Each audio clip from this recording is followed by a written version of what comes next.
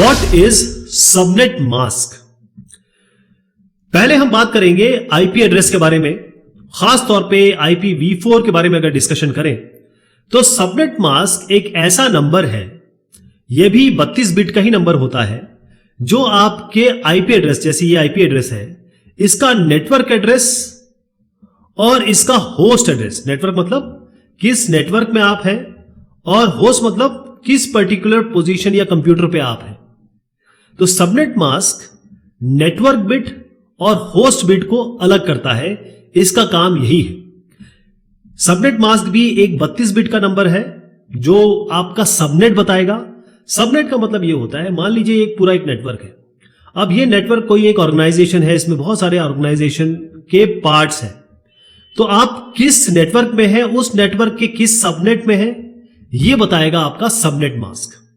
तो subnet mask एक 1 और 0 का कॉम्बिनेशन होता है, जैसे कि आईपी एड्रेस होता है, और इसमें जितने भी वंस होंगे, जैसे ये 1 है, ये 1 है, अगर इसको डेसिमल में, इसको बाइनरी में कन्वर्ट करें तो ये 1 और 0s में होगा। तो जितने वंस आपको दिखाई देंगे, शुरुआत से लेफ्ट से शुरू करेंगे, यहां से 1 गिनना शुरू करेंगे, जितने 1 पे खत्म हो गया, इसका मतलब ये आपका नेटवर्क हो गया या सबनेट आईडी हो गया, जैसे मैंने आपको सबनेट बताया। और बाकी जो बचते हैं, जो 0s होंगे, इसमें जो 0s होंगे वो आपके यहां से यहां तक वो आपको बताएंगे कौन सा होस्ट नंबर है, किस पोजीशन पे आपका कंप्यूटिंग डिवाइस है।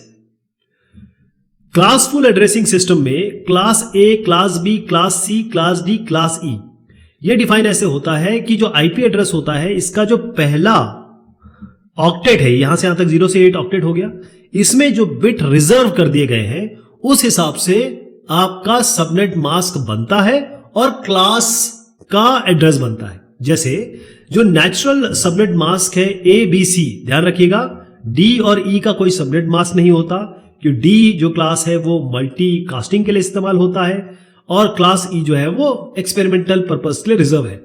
तो क्लास A 255.0.0.0 ये एड्रेस है। इसका मतलब अगर कोई भी आईपी एड्रेस है जो क्लास A में है, और वो जो एड्रेस होगा वो आपका 0 से लेकर, मतलब अगर आप 1 से लेकर शुरू करें तो 127 तक जाएगा। 127 हम यूज नहीं करते हैं क्योंकि लूप बैक होता है। तो 1 से लेकर 126 तक, क्योंकि ये जो 0 है ये डिफाइन करता है कि आपका फर्स्ट ऑक्टेट में क्या होगा। तो 1 से 126, जैसे मैंने कहा 126.2.1.1।